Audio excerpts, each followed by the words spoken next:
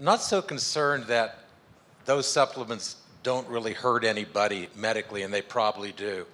I'm more concerned with the lack of regulation where a legitimate medical patient is taking those supplements when they could be taking real medicine.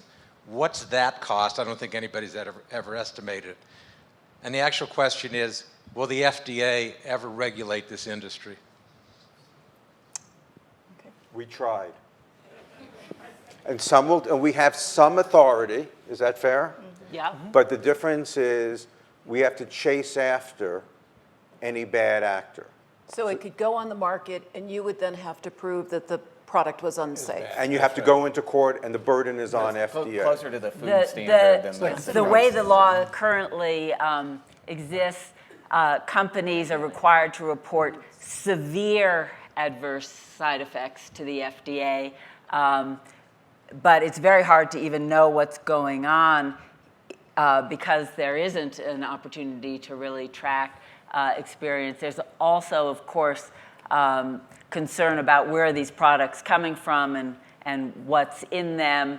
FDA does have some authority around manufacturing, but again, limited resources make it hard for FDA to even fully take advantage of the authorities that they have. And there's certainly in the modern world a lot more reasons to think about the role these kinds of products play in American life and health and safety, and what should be the role of the FDA. So I hope it will be an issue that people will continue to talk about and think about, and how best to address it. When there's a problem, FDA does take action, and usually it's when there is a contaminant, which is sometimes a contaminant or sometimes is the presence of another drug that shouldn't be in the product.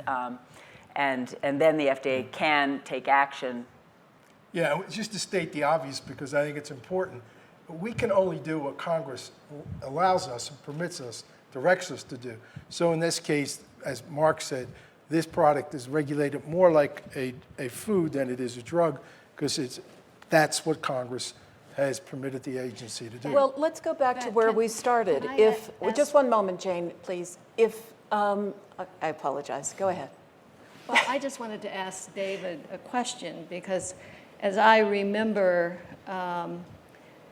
what occurred as the Dietary Supplement Act was passed, it was in the wake of the agency really trying to get their arms around a stronger regulatory authority with dietary supplements.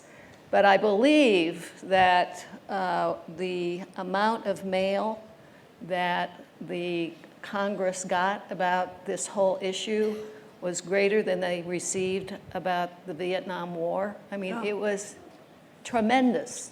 And so the pressure that was there as they drafted that legislation really was what we would all think of as regulatory light. To go back where we started, that is the idea of an independent agency. If FDA were an independent agency and it decided it wanted to oversee diet, it could, no. Okay, you know where I'm going with that. Okay. I mean, it can be done. It's not easy. We took ephedra off the market while I was at FDA, but it is it's a more challenging standard for FDA to meet, often with limited. It makes tobacco look easy.